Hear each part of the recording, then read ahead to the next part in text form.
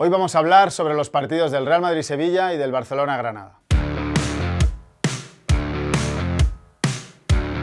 Hola, ¿qué tal? ¿Cómo estáis? Bienvenidos un día más a mi canal. Hoy vamos a hacer un paso breve por el Real Madrid-Sevilla, que tuvo ciertos componentes tácticos, sobre todo a nivel posicional, que fueron determinantes en el resultado final. Y también un pequeño esbozo sobre algunas pequeñas diferencias que se pueden apreciar en el Barcelona de Setién, aunque todavía es muy pronto, por supuesto. Haremos un análisis mucho más detallado cuando pase un mes, cuando pasen 5 semanas, donde ya podamos ver todos los automatismos que quiere el técnico cántabro. Bueno, empezamos con el Real Madrid-Sevilla, que al final Casemiro terminó decidiendo y vamos a intentar desgranar el por qué Casemiro tenía una posición tan adelantada en el campo que acabó ocasionando que culminara 2 jugadas de forma muy eficaz. Lo primero de todo hay que decir que la presión del Sevilla fue muy organizada, que incomodó al Real Madrid en todo momento, que le fue prácticamente imposible o en muy pocas ocasiones poder conectar con la segunda línea, con la línea de los centrocampistas y con la línea de los atacantes. Vamos a intentar explicar un poco a nivel posicional lo que fue sobre todo la primera parte. Bueno, vamos a intentar explicar por qué el Real Madrid le costó mucho encontrar a la siguiente línea, la línea de los centrocampistas y por ende pues activar a los atacantes. La disposición del Sevilla con líneas muy juntas en 1-4-1-4-1, con la novedad de que Fernando, ya la inclusión de Gudelj en el 11 titular provocaba que Fernando estuviera más adelantado y que es un jugador que tiene ese talento defensivo y ese poderío físico a la hora de ir a robar, que también aumentaba las prestaciones de la presión del Sevilla. Sobre todo, cuando era el activador de la presión, cuando había circulación entre centrales, y De Jong orientaba y dividía ya hacia un lado para que no hubiese vuelta únicamente con Courtois y a partir de ahí que pudieran pasar a bloque alto. ¿Dónde está para mí la clave? Que también sucedió el día del Atlético de Madrid. La posición de Carvajal, la posición de Marcelo siempre por delante de línea. Esto provocaba que cuando un central ya estaba exigido, en este caso Varane, por la presión de Jong. A partir de aquí, el Sevilla obviamente basculaba hacia el lado fuerte, hacia el lado de la pelota. El pase normalmente de Varane hacia Carvajal, aunque Carvajal estuviera bien perfilado, aunque Carvajal hubiese percibido bien, siempre era un jugador fácil de presionar, ¿no? Hacia la banda, prácticamente de espaldas o lateralizado, siempre eres un jugador que eres más presa fácil a la hora de ser presionado.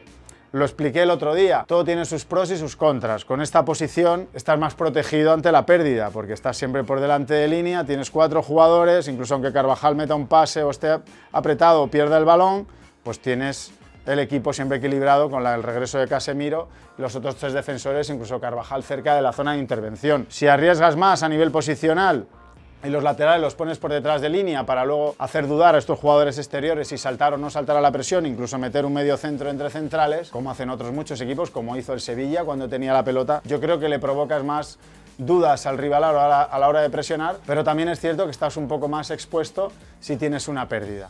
Bueno, este es el origen, este es el porqué. El Real Madrid, sobre todo en la primera parte, tuvo muchos problemas para superar líneas, una buena presión del Sevilla muy organizada, también a nivel posicional los laterales muy precavidos, como os he dicho. ¿Qué solución tomó Zidane en el descanso? Pues ya en los últimos minutos de la primera parte empezó a suceder que tanto Kroos como Modric, que a priori son jugadores, no, a priori no, son jugadores con un pie excelente y además con mucha visión de juego, capaces de encontrar las soluciones incluso estando presionados, pues disminuyeron mucho su altura. Vinieron a ayudar a los centrales en construcción de ataques. Aquí se ponían posicionados prácticamente en primera línea del equipo para tener superioridad numérica y sobre todo porque son jugadores con esa capacidad de tener ese pie de encontrar a la siguiente línea. ¿Qué provocaba con esto? Que Casemiro, obviamente, aquí ya era un poco inservible y cogió mucha altura en el campo. De hecho, si os fijáis, en los últimos minutos de la primera parte, ya Casemiro estaba prácticamente jugando de media punta, no le encontraron en demasiadas ocasiones, pero tenía esta altura en el campo. Esto al final provocó algo inesperado. Lo que quería Zidane era tener mejores soluciones a la hora de construir los ataques y acabó decidiendo el partido, ¿no? Porque Casemiro, a partir de este momento, empezó a encontrar posiciones muy cercanas al área rival, que normalmente en los partidos no lo vemos, porque nunca, o en muy pocas ocasiones, pues coge tanta altura en el campo o está tantos minutos cerca del área rival. Acabó decidiendo el partido con 2 acciones magníficas, porque la primera definición va muy forzado, tiene una sangre fría tremenda y luego la calidad para picarla por encima de Backlish. Y la segunda, pues detectando muy bien dónde puede atacar esa zona de remate y realizando un gran remate de cabeza. Bueno, él es un buen cabeceador, remató cómodo, es un remate sencillo para él, pero sobre todo el timing de atacar esa zona de remate. Así que bueno, hemos intentado explicar el por qué Casemiro apareció tanto y tantas veces cerca del del área rival. Pues responde a una solución para superar la presión del Sevilla, que fue bastante organizada y que tuvo mucho éxito, sobre todo en la primera mitad, primeros minutos de la segunda parte.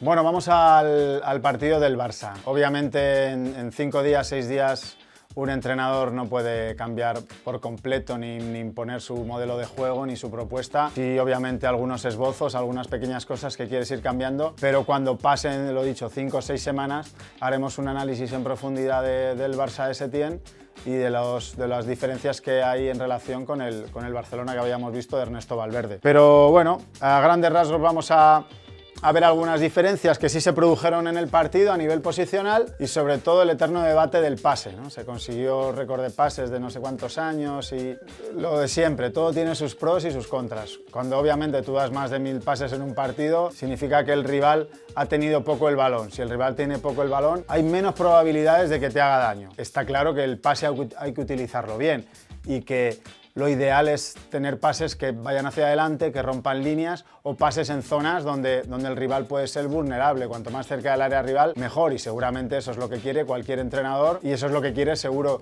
Quique Setién, ¿no? Pero bueno, ya te da una idea de cómo quiere progresar en el juego, ¿no? Mucho más pase, mucho más apoyo, mucho más gente por dentro y vamos a ver cómo se distribuyó en el día de ayer. Pequeño esbozo de fase ofensiva, simplemente para algunas diferencias. Como vimos en fase ofensiva se quedaba un Tití con Piqué y era Sergi Roberto el que abandonaba su posición de lateral para convertirse prácticamente en un tercer central, tener siempre esa superioridad numérica en primera línea y estar equilibrados ante cualquier pérdida. Esta es la función de la línea de 3 ahí en primera línea. Luego, Jordi Alba prácticamente en fase ofensiva se convertía en un extremo, él y Ansu Fati eran los que ofrecían la amplitud en el juego, mucha gente por dentro. Aquí estamos viendo que Busquets prácticamente vivió todo el partido en campo contrario, para ello la posición de Sergi Roberto también, que liberaba mucho a Busquets para que cogiera mucha altura y fuera determinante en campo contrario, donde creo que es un jugador mucho más dañino para el rival. Y aquí mucha gente por dentro, este era Arturo Vidal, este era Messi, este era Rakitic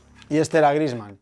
Messi que partió de una posición de falso 9, donde ya ha jugado anteriormente, pero necesita que haya rupturas. Era sobre todo Arturo Vidal el que rompía constantemente buscando la profundidad para que la línea defensiva tuviera que recular por momentos y Leo Messi aproveche todo este espacio. También Griezmann yo creo que le puede beneficiar el estar mucho más centrado y poder estar cerquita de Messi. Bueno, poco más, ya ahondaremos en el Barça un mes más tarde, 5 o 6 semanas más tarde, cuando hayamos tomado buena nota de lo que quiere Setién.